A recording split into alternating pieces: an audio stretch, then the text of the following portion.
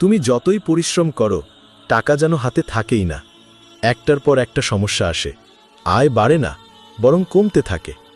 তুমি কি জানো, রিজিক বন্ধ হয়ে যাওয়ার পেছনে একটা বড় কারণ আছে? আর সেটা আমরা প্রতিদিন করে যাচ্ছি, কিন্তু বুঝতেই পারছি না। আজ আমি বলবো সেই একটা ভুলের কথা, যেটা হয়তো তুমিও করছো, আর সেটাই তোমার রিজিক আটকে দিচ্ছে। এই ভুলটা হলো পাপের প্রতি অসচেতন থাকা। আমরা পাপ করি, কিন্তু সেটা পাপ বলেই ভাবি না।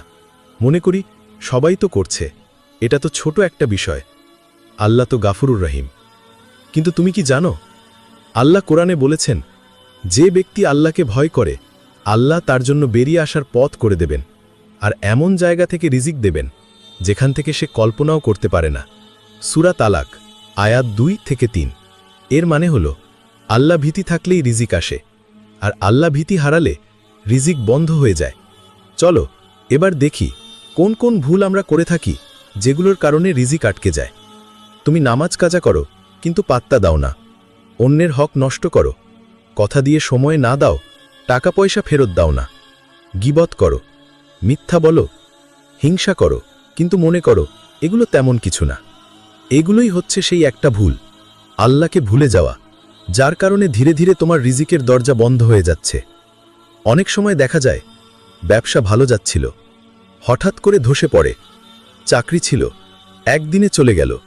বাড়িতে সুখ ছিল, এখন শুধু কষ্ট আর অভাব। তখন মানুষ ভাবে নজর লেগেছে, ভাগ্য খারাপ। কিন্তু কেউ ভাবে না, আমি কি কোথাও আল্লাহকে ভুলে গেছি? রিজিক শুধু টাকা না, রিজিক হলো সুস্থতা, মানসিক শান্তি, পারিবারিক ভালোবাসা, সম্মান, সময়। আর এই সব কিছুই আমরা পাপ দিয়ে নষ্ট করে ফেলি।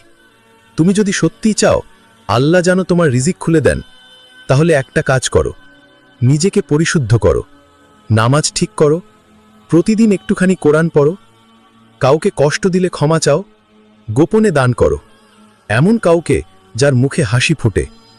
তুমি এই একটা ভুল, পাপকে হালকাভাবে নেওয়া থেকে নিজেকে রক্ষা করতে পারলে ইনশাআল্লাহ আল্লাহ তোমার রিজিকের দরজা খুলে দেবেন এমনভাবে যেমনটা তুমি কল্পনাও করো না। আজই শুরু করো, রিজিকের দরজাগুলো আবার খুলে যাক। আল্লাহ আমাদের সবাইকে হালাল রিজিক, বরকত ও তৌফিক দান করুন।